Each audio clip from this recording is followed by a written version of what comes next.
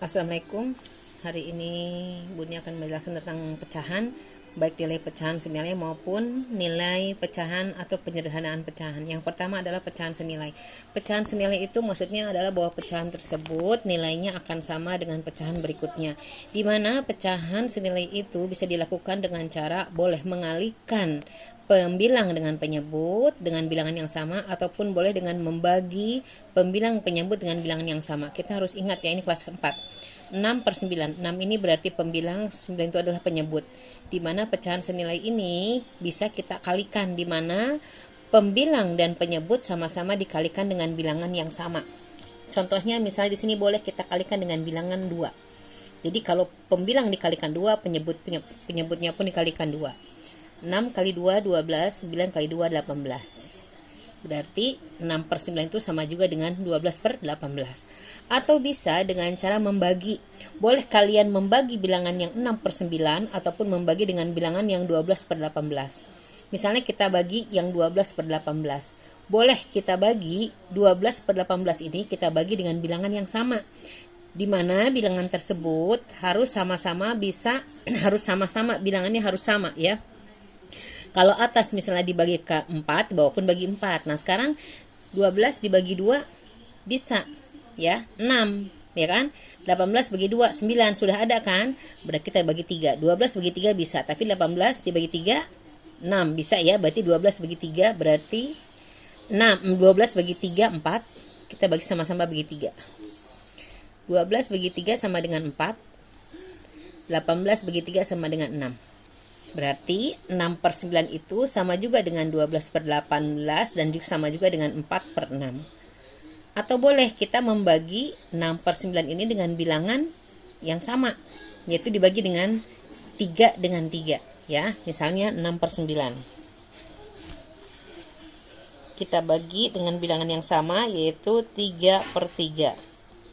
6 bagi 3 2, 9 bagi 3 3.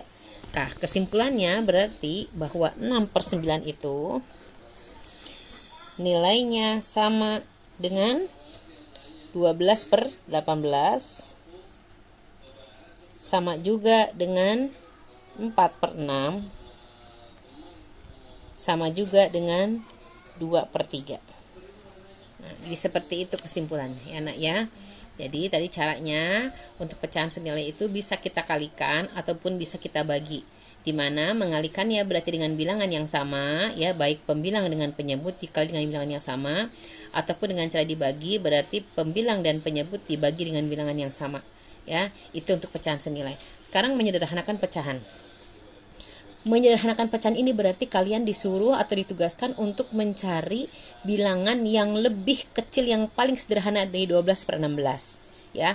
Untuk menyederhanakan pecahan ini kita harus tahu bahwa 12 dan 16 ini bisa dibagi dengan bilangan yang sama. Bisa dibagi berapa saja.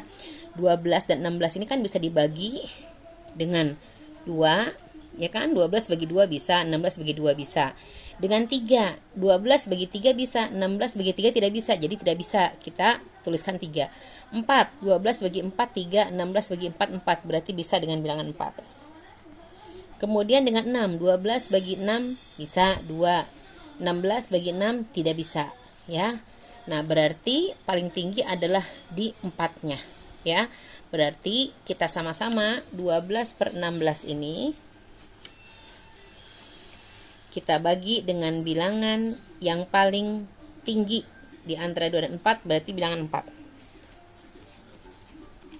Berarti pembilangnya dibagi 4, penyebutnya pun dibagi 4, sama dengan 12 bagi 4 3, 16 dibagi 4 4. Berarti paling sederhana dari 12 per 16 adalah 3 per 4. Itu cara yang pertama.